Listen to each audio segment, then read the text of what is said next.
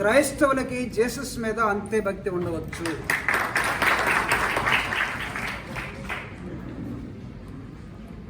నలభై సంవత్సరాల రాజకీయ ఇండస్ట్రీ అని చెప్పుకుంటున్నటువంటి చంద్రబాబు నాయుడు గారు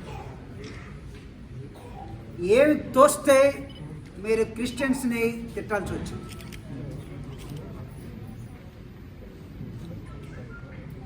మీ ఇండస్ట్రీ, మీ అనుభవం భారత రాజ్యాంగం ప్రకారం ఎక్కడికి వెళ్ళింది?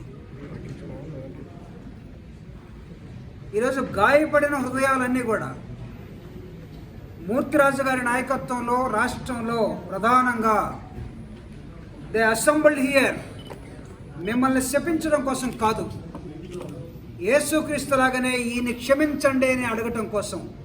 ఆయనకి పాపం ఏమీ తెలియదేమో, సిలువ మీద యేసుక్రీస్తు దేవా వారేమి చేస్తున్నారో వారు ఎరుగకపోవచ్చు. 40 సంవత్సరాల ఇండస్ట్రీ భారత రాజ్యాంగం ప్రకారం.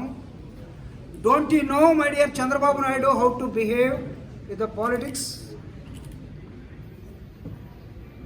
ఈ దేశంలో ఏ రాజకీయ నాయకుడు ఇంత సాహసం చేయలేదు. గుర్తుపెట్టుకోండి, డిసెంబర్ 25వ తేదీ నాడు యేసుక్రీస్తు పుట్టినరోజుని క్రిస్మస్ జరుపుకునే ఈ దేశంలో, ప్రపంచంలో ఆ రోజే పుట్టిన అని చెప్పుకుంటున్నటువంటి వాజ్పేయి గారు కూడా ఇలాంటి స్టేట్మెంట్ ఎప్పుడు ఇవ్వలేదు. మొట్టమొదటి రాష్ట్రపతి రాధాకృష్ణన్, సెక్యులరిజం మీన్స్ వాట్? ఆయన ఇచ్చినటువంటి డెఫినేషన్ ఫర్ సెక్యులరిజం, ఏ వ్యక్తి అయినా, ఏ మతాన్నైనా, ఏ నమ్మకాన్నైనా కలిగి ఉండవచ్చు. ఒకరిని మనం ఇబ్బంది పెట్టే పరిపాలన మనది కాదు. మీరు పరిపాలనలో భాగమా కాదా చంద్రబాబు నాయుడు గారు యాజ్ ఏ అపోజిషన్ లీడర్? ఈరోజు ఈ రాష్ట్రంలో ఉన్నటువంటి 13 జిల్లాల్లో ఇవి రవి అస్తమించని బ్రిటిష్ సామ్రాజ్యవాదులు ఈ దేశాన్ని 200 సంవత్సరాలు పరిపాలించిపోయిన సమయంలో పోతూ పోతూ ఇచ్చినటువంటి రాజ్యాంగం ప్రకారం ఏర్పాటు చేసుకున్నటువంటి మిషనరీ మనస్తత్వంతో ఉన్నటువంటి పరిపాలన, ఆరోగ్యం, ఎడ్యుకేషన్ అండ్ అడ్మినిస్ట్రేషన్ 13 జిల్లాల్లో విడిపోయిన రాష్ట్రంలో ఎవరైతే చర్చికి వెళ్తున్నారో వీళ్ళందరిది కూడా ఒక చర్చి నమ్మకం. వీళ్ళందరూ టోటల్గా కన్వర్ట్ అయి ఉన్నారని ఎవరైనా అనుకుంటే పొరపాటు.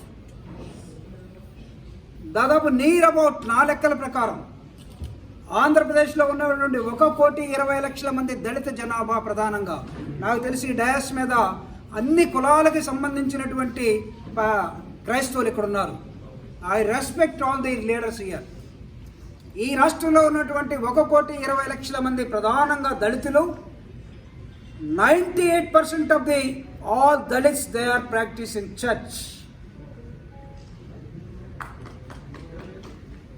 How dare you people are having now? అంటే క్రిస్టియన్స్ పిరికి వాళ్ళు అనుకుంటున్నారా? అంటే కర్ర కత్తులు పట్టుకొని ముందుకొస్తేనే కర్రసాములు చేసే బ్యాచ్ అనుకుంటున్నారా? కాదు. ఒక్క కన్నీటి ప్రార్థన చాలు తుడిచిపెట్టుకుపోవటానికి మీరందరూ కూడా.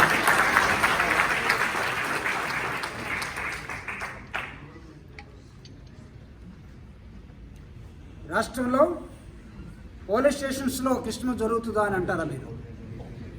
జనవరి 1 కానీ 25 నుంచి జనవరి 1 దాకా ప్రపంచవ్యాప్తంగా అన్ని మాల్స్లో క్రిస్మస్ ట్రీ ఉంటుంది. ఎవడ పెట్టుకోమన్నాడు మిమ్మల్ని? ఇదిగో మీరు మీటింగ్ పెడుతున్న ఈ హాల్ క్రిస్టియన్స్ కాకపోవచ్చు. ఇక్కడ కూడా క్రిస్మస్ ట్రీ ఉంటుంది డిసెంబర్ 25 నాడు. ఇది ఒక సాంప్రదాయంగా ప్రధానంగా ప్రపంచవ్యాప్తంగా ఐక్యరాజ్య సమితిలో రిజిస్టర్ అయినటువంటి 194 countries in the globe. Out of 194 countries 180 countries 180 దేశాలు they are following Bible now. Can you eradicate? ఇదేమన్నా దుబాయ్ అనుకున్నారా?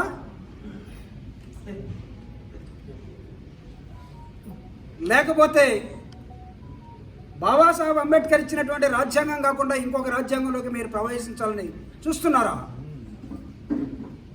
అందుకే డాక్టర్ బాబాసాహెబ్ అంబేద్కర్ చెప్తాడు, దాదాపు 5,000 సంవత్సరాలుగా కులాలతోటి, మతాలతోటి, వేరే వేరే వివిధ అపనమ్మకాలతోటి ఈ దేశంలో ఉన్నటువంటి ప్రజల్ని నాశనం చేసే కుల వ్యవస్థ అవసరం లేదు. ఈ కుల వ్యవస్థ ప్రపంచంలో ఎక్కడ లేకుండా ఈ దేశంలో ఎందుకుందంటే maybe the fault of the soil అంటాడు ఆయన. There is no caste in America, there is no caste in England or the European countries. Only races blacks, blues, whites and reds. ఈ దేశంలో 70 సంవత్సరాలు పరిపాలించినటువంటి ఓ పాలకులారా, ఇంకా ఆకలి ఉన్నది, ఇంకా దుఃఖం ఉన్నది, ఇంకా అంటరానితనం ఉన్నది, కులం ఉన్నది, దరిద్రం ఉన్నది. 30 కోట్ల మంది జనాలు ఒక్క పూట తిండికి ఎదురు చూస్తున్నటువంటి ప్లానింగ్ కమిషన్ లెక్కల ప్రకారం భారత రాజ్యాంగం, భారత పరిపాలన చెబుతూ ఉన్నది. ఇది మీకు సిగ్గనిపించడం లేదా ఇంకా ఈరోజు మాట్లాడటం ఈ విధంగా? కాబట్టి క్రైస్తవుల మీదే కాదు, మిగతా ప్రాక్టీసెస్ ఎవరున్నా, జైన్లున్నా, బుద్ధిజం ఉన్నా, లేకపోతే హిందువులున్నా, ముస్లిమ్స్ ఉన్నా, వీళ్ళందరి నమ్మకాల మీద ఇష్టం వచ్చినట్టు మాట్లాడే అధికారం ఏ రాజకీయ పార్టీ నాయకుడికి లేదు.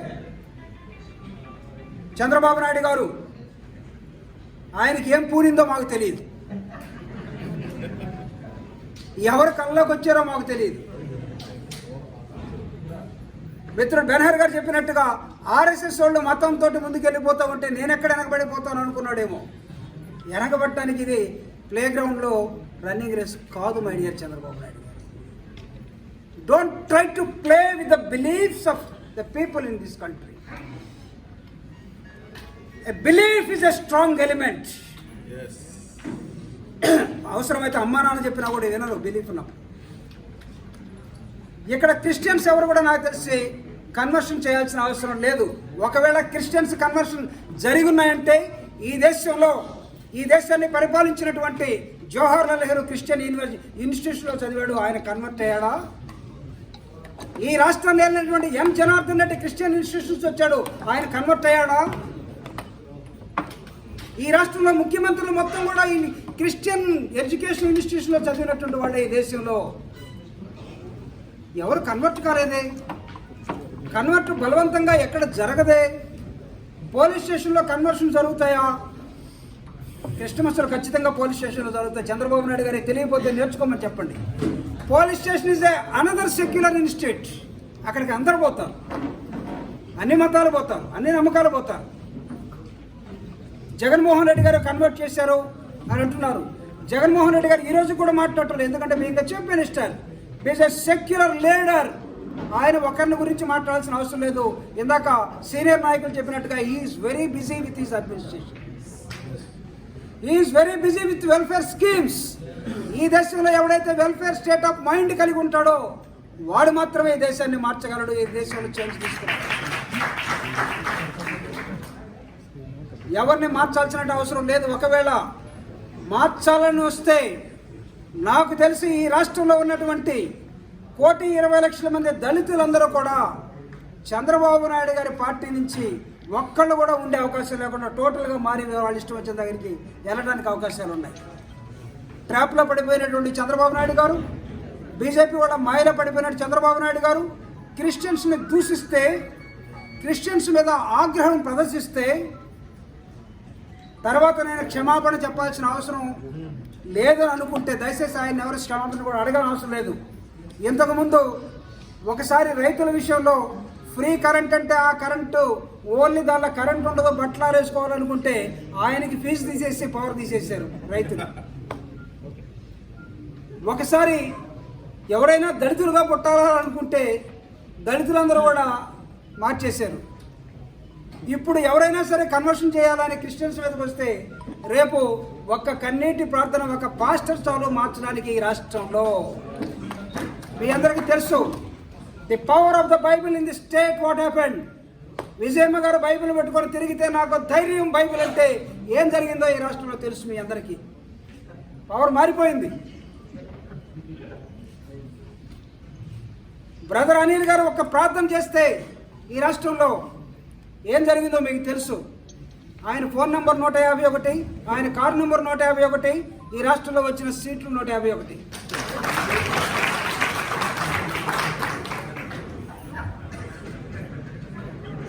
That is the strength of the belief. I say ఈ రాష్ట్రంలో క్రిస్టియన్స్ భయపడిపోయి ఉండాల్సినటువంటి అవసరం లేదు.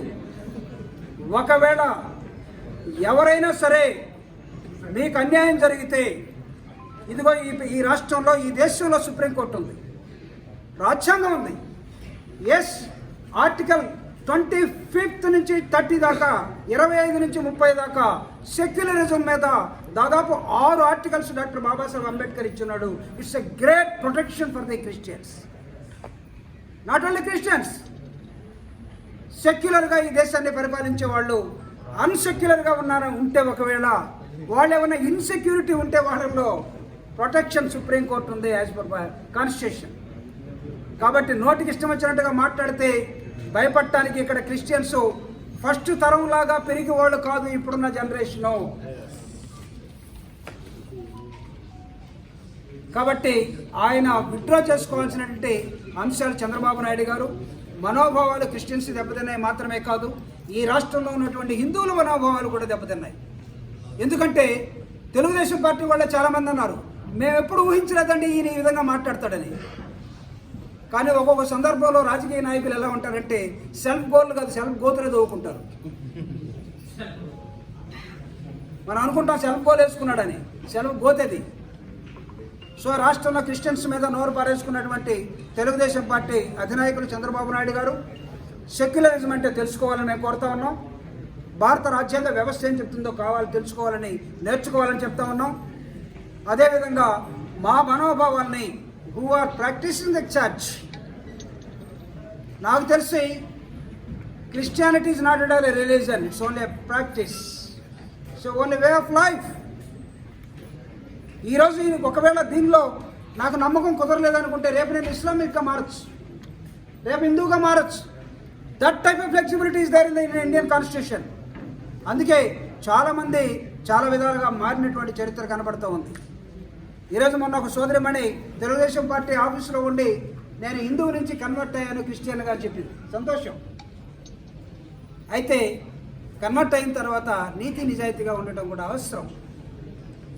పాలిటిక్స్ చేయాల్సిందే. పాలిటిక్స్ అంటే చెడ్డవి కాదు. పాలిటిక్స్ అనేది కూడా బైబిల్ లాగా, ఖురాన్ లాగా, లేకపోతే భగవద్గీత లాగా పవిత్రమైనటువంటి. రాజకీయ నాయకుడు అంటే వీడు అబద్ధంలోడు, వీడు పనికి మాలోడు అనుకోబోకండి. ఇందాక సార్ చెప్పినట్టుగా ఓటేసిన తర్వాత వాడు చుట్టే తిరగాల్సి వస్తుంది. జగన్మోహన్ రెడ్డి గారు ఇంకోటి కనిపెట్టాడు, వాలంటీర్ని కనిపెట్టాడు. వీడు అవసరం లేదు, వీడు చూస్తాడని. సో ట్రంప్ ఏ విధంగా ఇబ్బంది పడిపోతున్నాడో అధికారం పోతే, చంద్రబాబు నాయుడు గారు ఆ విధంగా ఇబ్బంది పడిపోయి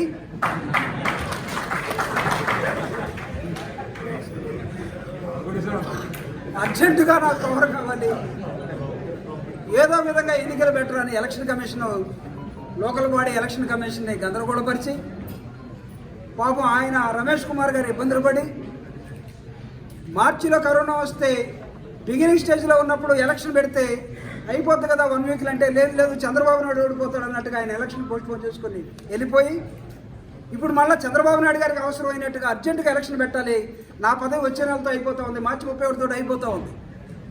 ఒకవేళ నేను ఎలక్షన్ పెట్టకపోతే ఇక్కడ గ్రూప్ 1 గ్రూప్ 2 ఎగ్జామ్స్ జరిగి 6 సంవత్సరాల్లో ఎలక్షన్ పెట్టకుండా వెళ్ళిపోయిన కమిషనర్ ఎవడంటే ఆయన పేరు ఆడొస్తారు భయపడి అర్జెంటుగా ఎలక్షన్ పెట్టాలని ఈరోజు సుప్రీంకోర్టు దాకా వెళ్ళే అవకాశం. ఎందుకో నాకు అర్థం కావట్లేదు. Article 21 in this country as per Indian constitution ప్రతి మనిషికి జీవించే హక్కు ఉంది. జీవించే హక్కు కరోనా భయంతో ఇదిగో చాలామంది మూతు గుడ్డలు కట్టుకున్నారు, ముఖం కలపట్టం లేదు. ముందా తెరదీయమంటే తప్ప మనం భార్యను కూడా గుర్తుపెట్టే దశలో లేవు. బ్రతుకు జీవుడు అంటే పరిగెడుతూ ఉంటే లేదు నాకు టైం ఏమవుతుంది కాబట్టి నేను ఎలక్షన్ పెట్టాలి. ఒక పక్క ఎంప్లాయీస్ ఏమో మీ ఎలక్షన్లు ఏమో మాకు మోడీ టీకాలు వేస్తున్నాడు, మాకు టీకా వేసిన తర్వాత గ్యారెంటీ అని వీడు. సో అందరు కలిసి సుప్రీంకోర్టు రేపు మండే ఏం చెప్తుందో తెలియదు. ఇప్పుడే వచ్చినటువంటి ఎలక్షన్ కమిషన్ షెడ్యూల్ గందరగోళంలోకి చంద్రబాబు నాయుడు ట్రంప్ లాగా గందరగోళంలో పడి ఎటో పారిపోతే, ఇక్కడ రమేష్ కుమార్ గారు ఎలక్షన్ పెట్టాల్సిందని ఒక సపోర్ట్ చేసే విధానం ఇది పరిపాలన ఇబ్బంది పెట్టడం కోసం వీళ్ళిద్దరూ ఎంచుకున్నటువంటి ఒక దౌర్భాగ్యమైనటువంటి ఒక మేనరిజంగా కనబడుతూ ఉంది. నాకు తెలిసి ఈయన రేపు ఎలక్షన్ అయిపోయిన తర్వాత తెలుగుదేశం పార్టీలో చేరతాడేమో రమేష్ కుమార్ గారు. సో చంద్రబాబు నాయుడు గారు ఏమో క్రిస్టియన్స్ని తిట్టడం, రమేష్ కుమార్ గారేమో ప్రభుత్వాన్ని తిట్టడం, ఇబ్బంది పెట్టడం, ఇవన్నీ జగన్మోహన్ రెడ్డి గారేమో అసలు వీళ్ళు ఎవరిని పట్టించుకోకుండా వెల్ఫేర్ కార్యక్రమాలు చేసుకుంటూ ముందుకు వెళ్ళిపోవటం. మాకు ఇల్లు కావాలి. 30 లక్షల కుటుంబాలకి ఈరోజు జగన్మోహన్ రెడ్డి గారు ఇల్లు ఇస్తున్నారు. మీ అందరికీ తెలుసు, my dear politicians or the media people, senior journalist, 80 ఆ ప్రాంతంలో 1980లో ఇందిరాగాంధీ ఒక్కసారి ఇల్లు ఇస్తే ఈ దేశంలో ఏం జరిగిందో తెలుసు. 30 సంవత్సరాలు ఇందిరాగాంధీకి ఓటేసిన చరిత్ర ఈ దేశంలో కనబడుతుంది. 31 లక్షల మందికి ఇల్లు ఇస్తే ఇంకొక 30 సంవత్సరాలు జగన్మోహన్ రెడ్డి గారు ఉంటారని భావిస్తున్నటువంటి నేపథ్యం. మీ ఉడతూపులకి చెంతకాయలు రాలవు. క్రిస్టియన్స్ని ఈరోజు తిట్టి ముస్లిమ్స్ని రేపు తిట్టడానికి ఒక ప్లాన్ వేసుకొని, నాకు తెలిసి ముస్లిమ్స్ తిట్టాలంటే భయపడతారు. ఎందుకంటే లేస్తాడు మనవాడు క్యారే మాత్కేలవాడే అంట. మనమేమో ప్రార్థన చేస్తాం. क्या हो रहा भाई, ये कटिंग क्या चल रहा है? So with the belief of the Christianity, with the belief of the Indian Constitution, భారత రాజ్యాంగం మీద నమ్మకంతో ఇంతకు ముందులాగా చదువుకొని లేకపోతే ప్రాక్టీస్ అయినటువంటి కాదు. నాకు తెలిసి చాలామంది Dalits they are practising law now. చాలామంది Dalits they are practising church now. So కాబట్టి చాలా ఈజీగా అవతల వ్యక్తులు ఏం మాట్లాడితే ఇంత ముందరగా ఉంటారనుకోవడానికి వీల్లేదు. వాళ్ళు సెల్ఫ్ గోతులు తీసుకునే నేపథ్యంలో ఇంకా కావాలంటే ఆ గోతులో ఇప్పుడు మట్టేయడమే. There are some matter. Thank you. बोलो क्रिस्तु महाराज के। Thank you.